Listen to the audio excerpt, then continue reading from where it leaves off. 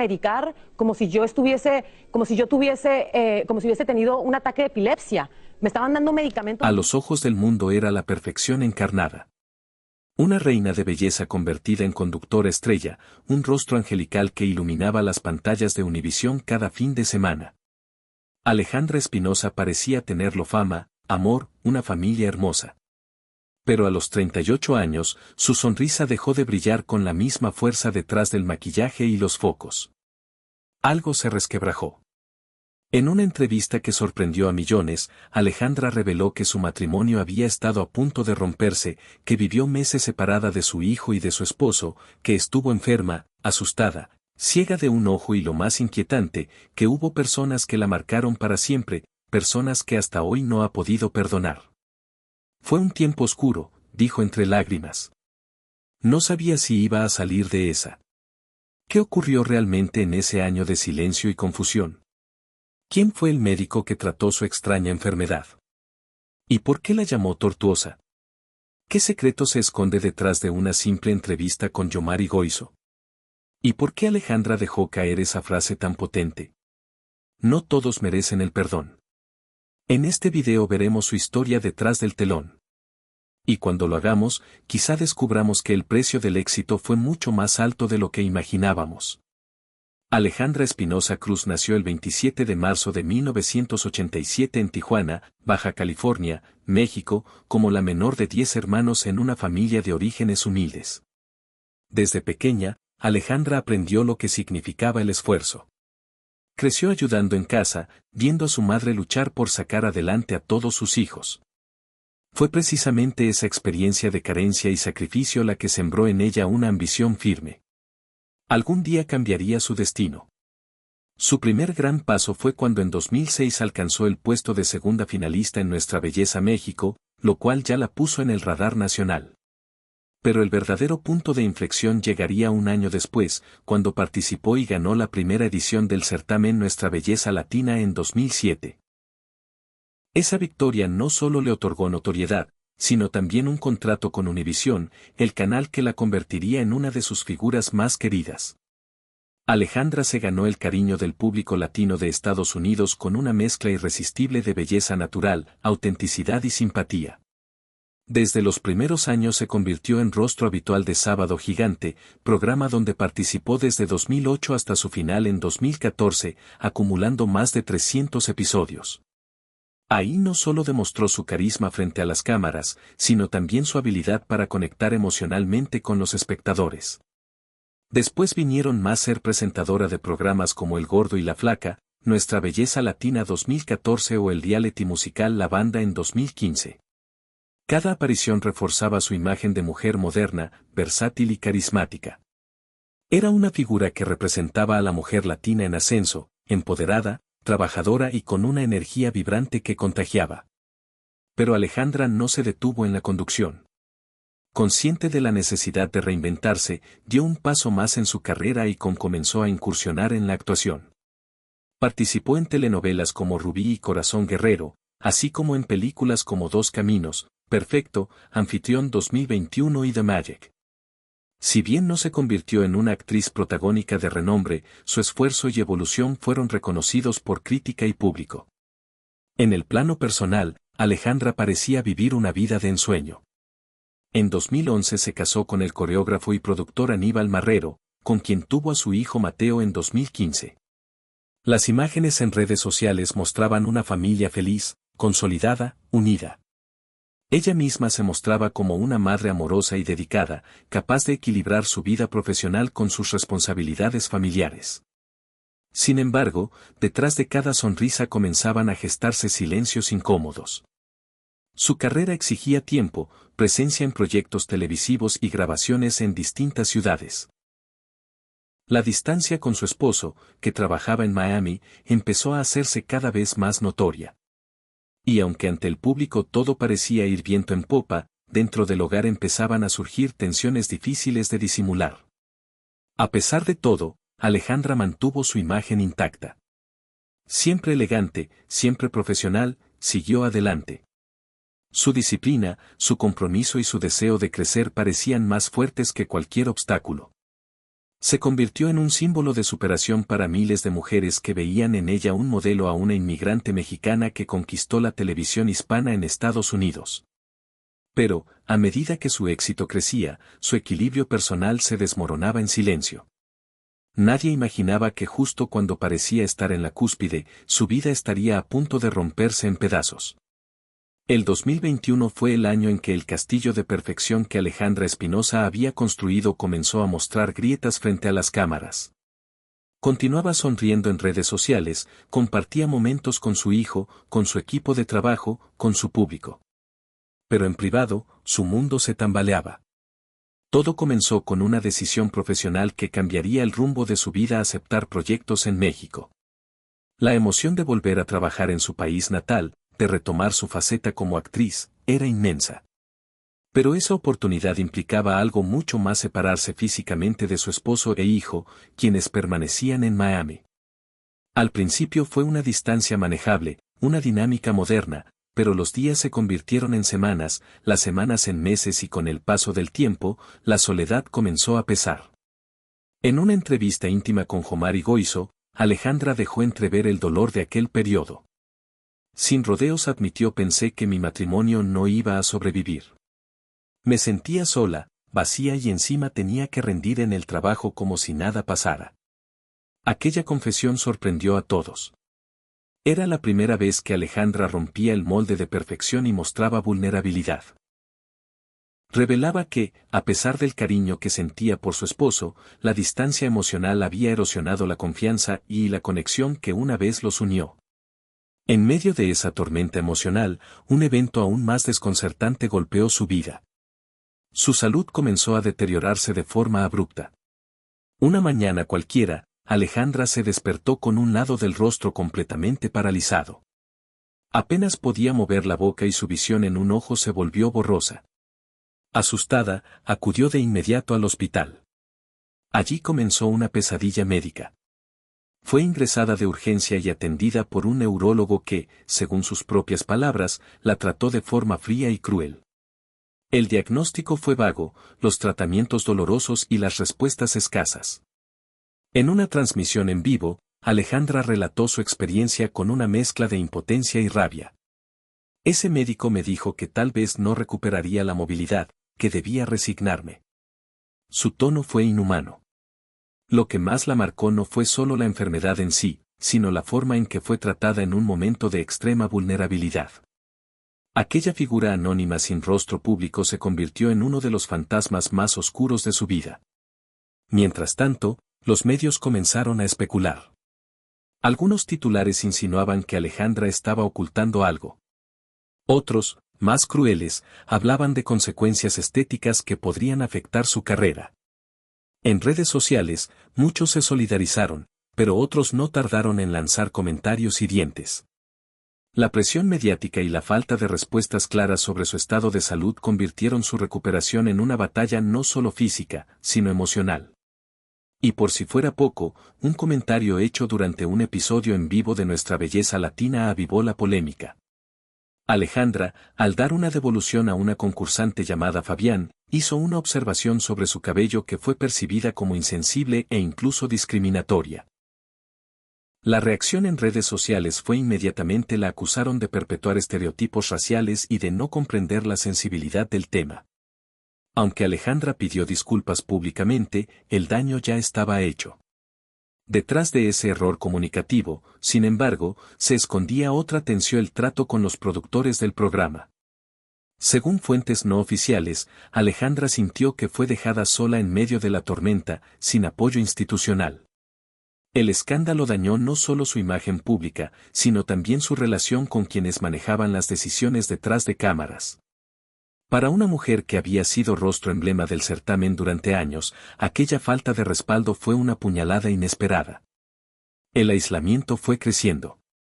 La mujer fuerte, sonriente y determinada que había conquistado la televisión latina se encontraba ahora cuestionada, enferma y emocionalmente desgastada.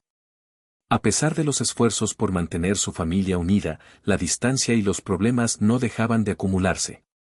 La enfermedad, la presión mediática, los errores públicos, todo confluía como una ola imparable. ¿Cómo se sostiene una mujer bajo tanto peso emocional? ¿Cómo se enfrenta a una enfermedad sin diagnóstico claro, a un matrimonio en pausa y a una industria que muchas veces te abraza solo cuando sonrías? Alejandra Espinosa, por primera vez en su carrera, se encontraba sola. Y las 5 personas que jamás podría perdonar comenzaban a revelarse una por una. El 2022 comenzó con un silencio ensordecedor. Alejandra Espinosa había retomado su actividad en redes sociales, pero su mirada ya no tenía el mismo brillo. Aunque la parálisis facial mejoró progresivamente, el trauma emocional seguía latente. Su rostro, herramienta de trabajo y símbolo de su trayectoria, había sido el escenario de una amenaza invisible. Pero más allá del aspecto físico, lo que más la golpeó fue la ausencia emocional en momentos clave. Y eso, no se olvida fácilmente. La relación con Aníbal, su esposo, era ahora una cuerda tensa que amenazaba con romperse. No hubo escándalos públicos ni peleas explosivas, pero sí distancia. Alejandra confesó que durante meses durmieron en países distintos, en camas separadas y que el diálogo había desaparecido. Yo no sabía si todavía era su prioridad. Y lo peor es que tampoco sabía si él seguía siendo la mía, dijo en una entrevista con los ojos húmedos. Durante este tiempo, Alejandra continuó trabajando. Participó en Corazón Guerrero, una telenovela mexicana que exigía largas jornadas de grabación. Mientras fingía pasiones en la pantalla, en la vida real sentía el peso de una desconexión cada vez más profunda. Las llamadas con su hijo eran breves y entrecortadas. La nostalgia, la culpa y el cansancio emocional se acumulaban sin tregua. Y en medio de este torbellino, los medios seguían escarbando. Algunos titulares insinuaban una posible separación, otros cuestionaban su estabilidad emocional. El programa El Gordo y la Flaca, en el que ella misma había trabajado como presentadora, especulaba sobre sus ausencias. Alejandra, quien alguna vez fue protegida por la maquinaria de Univisión, ahora sentía que se había convertido en carne de cañón. Hubo momentos en los que me sentí traicionada por mi industria, por colegas, incluso por quienes decían ser mis amigos, confesó en una historia de Instagram. En una noche de desahogo, Alejandra publicó una frase en sus redes que dio la vuelta en los círculos mediáticos. Algunas heridas sanan, pero otras se entierran vivas y regresan en tus sueños. Esa frase, poderosa y desconcertante, fue interpretada como una indirecta hacia más de una persona. Y es que las grietas en su vida no venían solo de la enfermedad o del matrimonio. También de relaciones profesionales rotas, de amistades que la expusieron, de figuras públicas que usaron su nombre sin respeto. Uno de los momentos más tensos ocurrió cuando se difundió el video completo de su entrevista con Yomari Goizo, donde hablaba del distanciamiento con Aníbal. El público la admiró por su honestidad, pero dentro del entorno profesional no todos reaccionaron igual. Se dice que su equipo de representación intentó frenar la publicación, temiendo que afectara su imagen de familia perfecta. Pero Alejandra insistió, quiero que la gente sepa que no soy una muñeca, que también tengo miedo, que también me equivoco. Esa sinceridad le trajo apoyo, pero también críticas. Algunos la acusaron de usar el drama para generar atención, otros la señalaron por no haber protegido su intimidad. Sin embargo, lo cierto es que Alejandra había cruzado un umbral. Había dejado de ser una figura intocable para convertirse en una mujer de carne y hueso, con fallas, con dolores, con rencores. En ese momento de mayor vulnerabilidad, cuando todo parecía haberse quebrado, algo inesperado comenzó a gestarse. Un intento de reconciliación, no solo con su esposo, sino consigo misma. Después de meses de terapia, conversaciones profundas y pausas necesarias, Alejandra empezó a reconstruir puentes. Lentamente, dolorosamente. Sin cámaras, sin guión. Pero antes de que eso ocurriera, hubo lágrimas, muchas. Y una confesión dicha en voz baja. Durante un tiempo odié a personas que amaba y me odié por no saber perdonar. ¿Qué tan profundo debe ser un dolor para que se transforme en rencor? ¿Y qué tan valiente se debe ser para mirar a los ojos a quienes te rompieron y decidir seguir adelante? El verdadero punto de inflexión no llegó con una llamada, ni con un mensaje, ni con una disculpa pública. Llegó en silencio, una noche cualquiera, cuando Alejandra Espinosa tomó la decisión más difícil de su detenerse. Después de meses de vivir en modo automático, grabando, sonriendo, cumpliendo, decidió parar por completo y volar de regreso a casa. No a un set de televisión, no a una alfombra roja, sino al lugar donde su hijo le esperaba con dibujos pegados en la nevera. Esa fue la primera reconciliación. La más sencilla, pero también la más profunda. Aníbal Marrero, su esposo, la recibió sin discursos ni reclamos, solo con un abrazo largo, de esos que dicen más que 1000 palabras. Había silencio, pero era un silencio distinto. No de distancia, sino de comprensión, confesó Alejandra meses después. Durante semanas se dedicaron únicamente a hacer cocinar juntos, salir al parque, leer cuentos por la noche, sin cámaras, sin luces, solo ellos tres.